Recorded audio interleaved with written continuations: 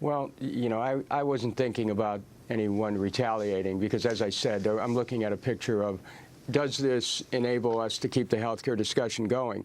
Now, Ralph Nader, who is someone who I respect greatly, is right when he says that we need to continue to move forward with the single-payer movement. That's what I want. That's been what I've worked almost my entire political life towards. And so I support what he said in that regard and look forward to working with him. We need to, well, it's said there's, you know, an ongoing discussion about health care if this passes. We need to make sure that happens, particularly at a state level. And, you know, that's why I've also fought so hard to try to keep the ERISA preemption waiver alive as an issue. But it's, you know, it's not happening in this bill. And I realize, as does Ralph Nader, not just the limitations of this bill, but why the whole system's wrong. But, you know, there's a point at which you are in the system and you have to figure out, is there a way to try to use the moment to move in a direction that gives you a chance to keep pushing the points and not lose total legitimacy by taking everything over a cliff, at least working inside the system. And so that's kind of what I've been faced with here. But it's beyond me. This isn't about me. When you have to make a vote that's decisive, then it is about what you think. But I just tell Ralph Nader that I appreciate his continued integrity and willingness to keep pushing single payer even at this dark moment, and I agree that's what we need to do.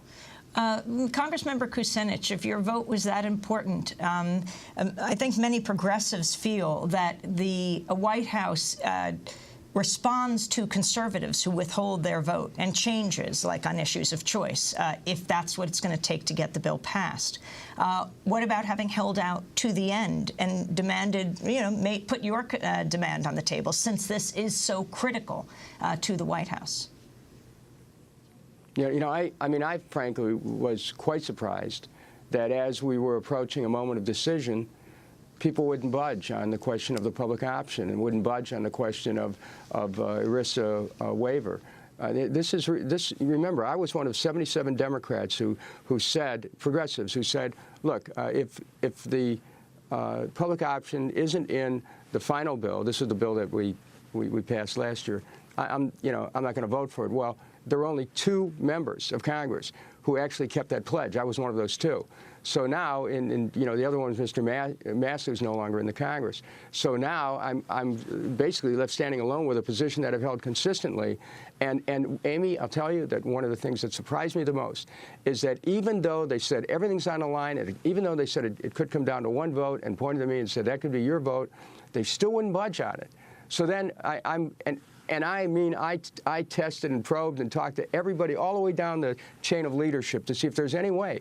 And frankly, it's mystifying, except to say that they're keeping a for-profit system intact. There's no air in here to try to find a way to get to a not-for-profit system. So I have to make the decision within the context of where we are and to see if, you know, by making that decision down the road that we can keep the health care debate going. But this is about a for-profit system, something I don't endorse, and the opportunity to stay in the debate about single payer is still there without anybody using it as an excuse to say, well, you took the whole thing over the cliff, and who wants to talk to you about anything anymore?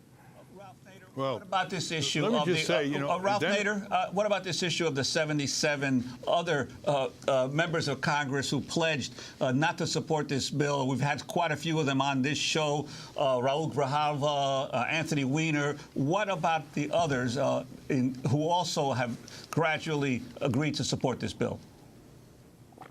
They've all caved. They've all been put into line by the majority rulers in the House. So that's not going to change, one.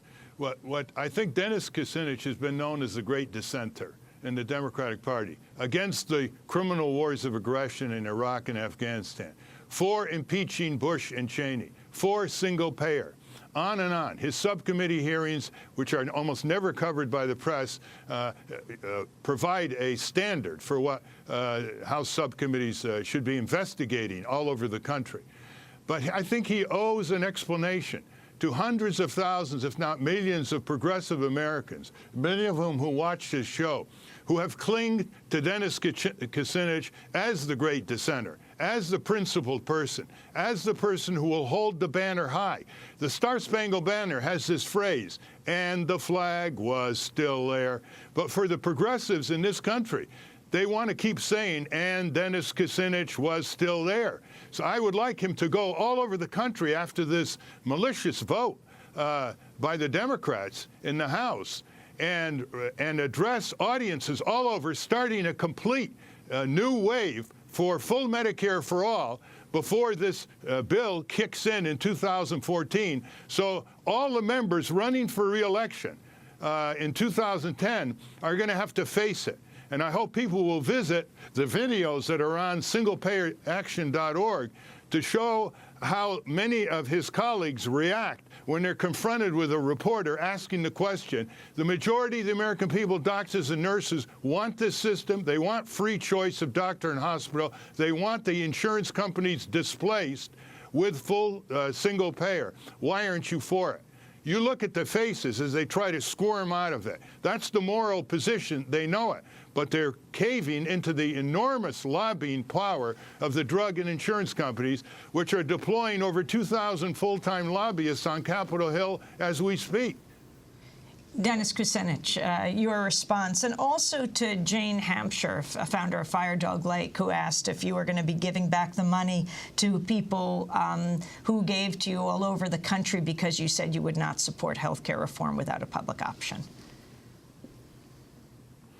First of all, with respect to Jane Hampshire, I talked to her yesterday, and I also indicated through my campaign early yesterday that anybody who contributed with the hopes that I was going to vote against the legislation unless it had a public option, that of course they're going to get their money back because I changed my position. Now, with respect to what Ralph Nader just said about the need to keep a strong single-payer campaign going, absolutely. I mean, I haven't changed my position one bit on single-payer. I'm not suddenly saying, oh, gee, this for-profit model is something we ought to consider. I don't like it. I just want to make sure that everyone understands that at the minute this bill is done, reforms within the context of a for-profit system, we have to accelerate that, and at the same time, a parallel track of continuing to pursue single-payer. I agree with Ralph Nader in that. Imagine the system costs twice as much per capita, about $7,600 per capita, than single-payer systems in Canada and Germany and France. They cover everybody for half the price per capita that we're paying here when 50 million people aren't covered and thousands die every year. 800 die every week because they can't afford health insurance to get treatment and diagnosis. Ralph Nader, and we've got what about the fact hundreds of billions of dollars in Afghanistan and Iraq. Really, it's time for the American people to get upset. Ralph Nader, what about the fact that 30 more million people will be covered under this, no matter how much you feel it is lacking under this health care reform bill? First of all, that won't even begin until 2014, 180,000 dead Americans later. Second, there's no guarantee of that. The insurance companies can game this system. The 2,500 pages is full of opportunities and ambiguities for the insurance companies to game the system and to make it even worse. And let's say there are more people covered, right? Well, they're being forced to buy junk insurance policies. There's no regulation of insurance prices. There's no regulation of the antitrust laws on this. Everything went down that Dennis was fighting for. There's no regulation that prevents the insurance companies from taking this papier-mâché bill and lighting a fire to it and making a mockery of it. There's no shift of power. There's no facility to create a national consumer health organization, which we proposed and the Democrats ignored years ago, in order to give people a voice so they can have their own nonprofit consumer lobby. Dennis Kucinich, let me ask you something. This is really a disaster. Let me ask Congressmember Kucinich, do you think if President Obama had done the same arm twisting and enormous pressure and paying attention and speaking to legislator after legislator on this, if he had done this at the point where public option was on the table, it would have made a difference, if he had weighed in like this before?